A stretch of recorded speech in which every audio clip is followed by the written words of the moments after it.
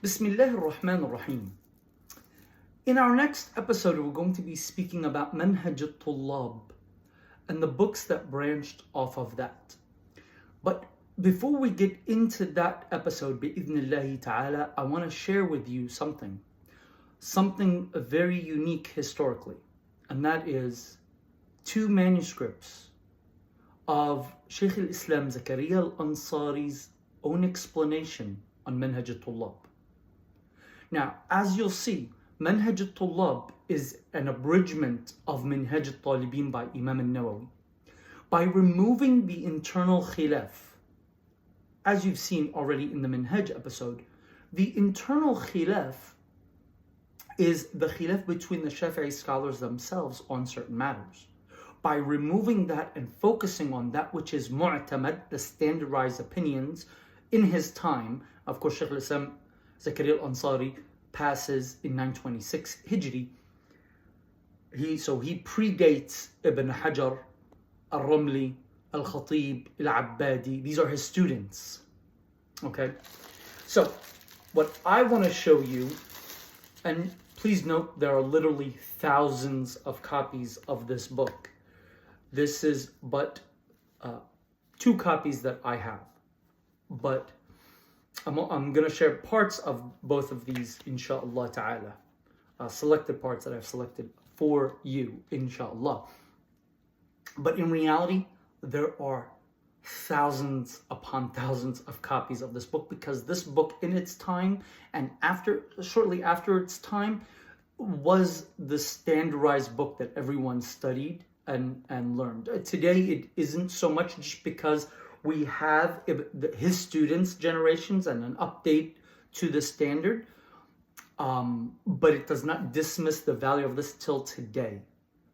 Okay, so what I want to share with you is some unique things we find in these manuscripts. Now, these are original manuscript pages. Now, if you'll notice here, the student wrote Qif Dars. And Qif Dars is pause for class. And that was the way that they studied at this time. And I'll show you the final page so you can see the date of these copies, inshallah ta'ala. But in their time, the way that the class worked is that they had something called taqasim. And a student, or the sheikh better yet, would break down the book over either a 6-month period or an annual period. And once they finish teaching the book after that time period, they begin and start over from the beginning again. And we know their pauses by that. Let me bring this a little bit closer for you. See, it says Qif Dars. Right? And you see all of the notes.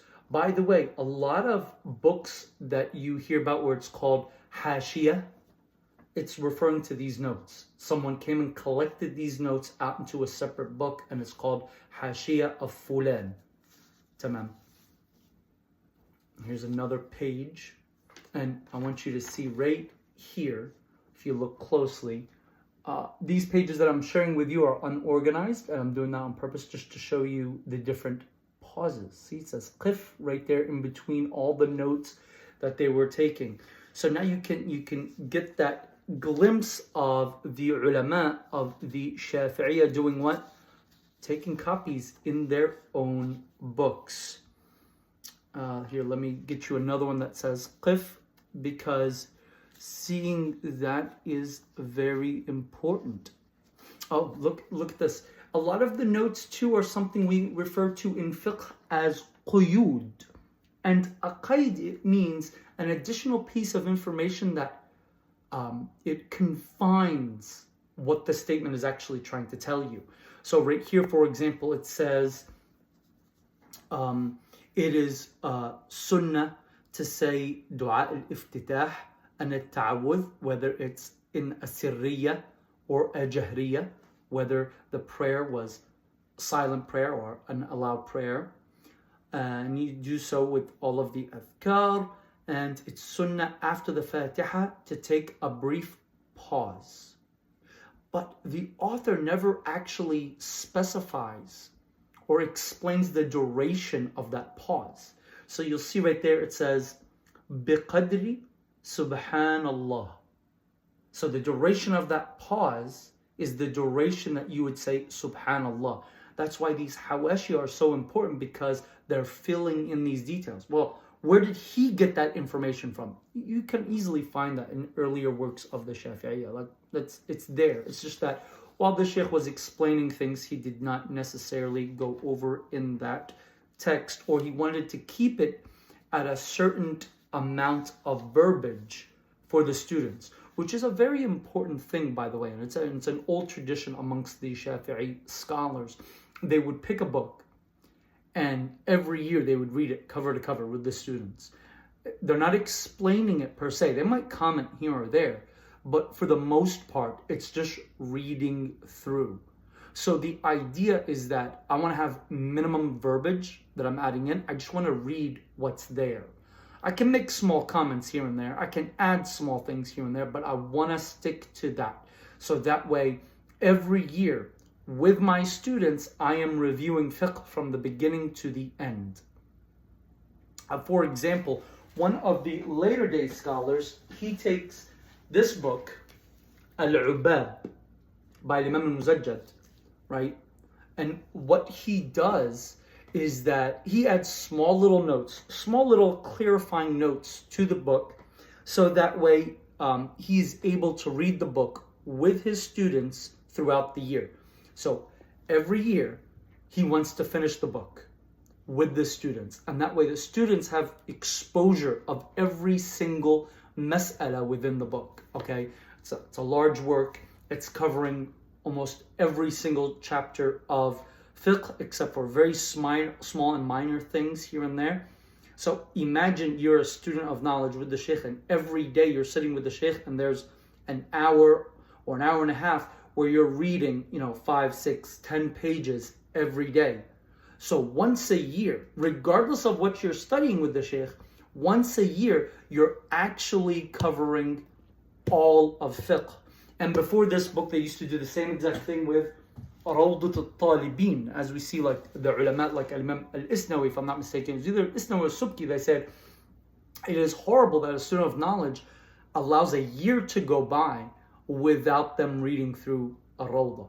And that's because fiqh is so vast. A lot of people think, oh, it's just some of the laws. Oh, it's just far'iyat. No. You want to speak about Sharia? You have to study fiqh. You want to speak about the way of a Muslim lives his life? You need fiqh. That's what fiqh is. And the moment that a person belittles fiqh, they are belittling the Sharia of Allah subhanahu wa ta'ala. Let's go back to here. Look, here's another qif dars. It's written on, upside down and on angle, but there you go. You can see that it says qif dars. And there's so many benefits that we find in these manuscripts. A lot of times we're familiar with the famous hawashi. If you go through the manuscripts, there's a lot more hawashi that a lot of people don't know about. Why? Because a hashiyah was originally notes on your copy of the book. Well, this means that any student of knowledge or shaykh that was studying, who wrote down his notes in his copy of the book, would have a hashiyah.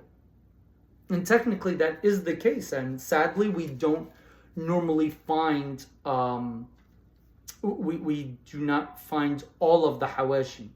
A lot of hawashi are even unknown to us, meaning that we do not know who those people are. We'll find, for example, Imam al-Kurdi saying, Ibn al-Yatim said in his hashiyah, we have no idea who Ibn al-Yatim is. Or al-Hatifi said, and I have a theory for al-Hatifi. If you've been following me for some time, that means you've heard about my theory. I'm not going to bore you with it now because it will take its own recording. And maybe I will record it. Look, here's another qif. It's a little bit bigger. You can see that. Imagine I'm holding a manuscript in my hand that's hundreds of years old. I thought I pulled out the final page for you, so I'm just trying to see, where did I put it? Allah musta'an. I thought I had it in here. If I don't, inshallah ta'ala, I'll share it another time. Bi-idhnillahi ta'ala. Here we go. It's not it. Subhana Rabbil Azim. Well, I guess for this copy, I did not pull out the final page. So that will have to be another time. You have to be, I try to be very, very careful with this because this is hundreds of years old. All right, well, I'll leave this one, inshallah. Let's see, maybe I pulled out the ending for this one. Here's another copy on bigger paper. Also, you'll see hawashi. Look how big that paper is. All right. Again, ya ikhwan, these are hundreds of years old. And it's very hard to actually get these books on, to hold a real copy. Most of the time, they're in microfilm because taking them out would actually destroy them. So the fact that I have 2 copies means a lot to me. Now, Subhanallah Rabbi, I thought I brought the final one for this one. Well, then I do apologize because I thought I had the ending for both of these with me and I did not pull them out. One thing you will find with this one is while there is hawashi, there's no qif dars on any of these pages.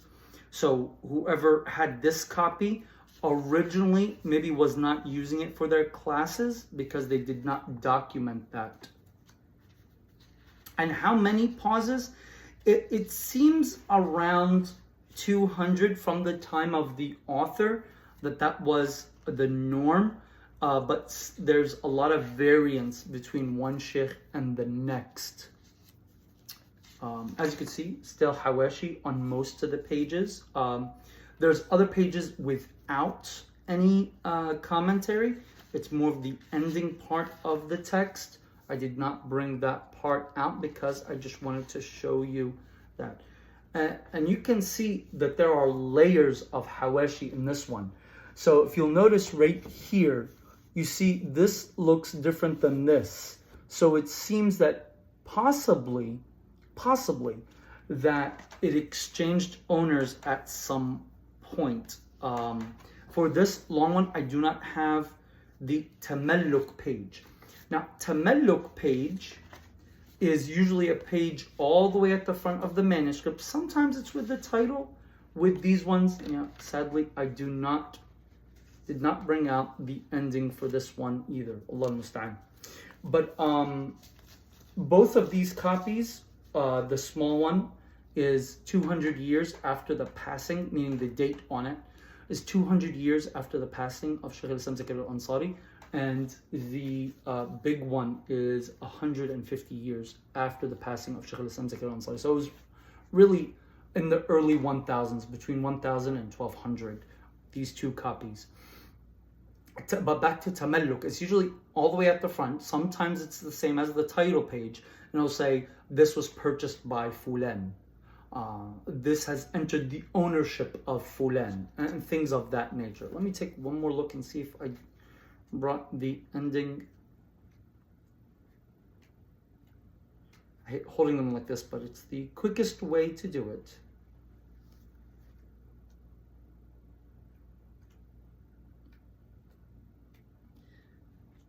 Allah musta'an. So, inshallah ta'ala, maybe in another recording, I'll bring that one out for you, bi'idhnillahi ta'ala.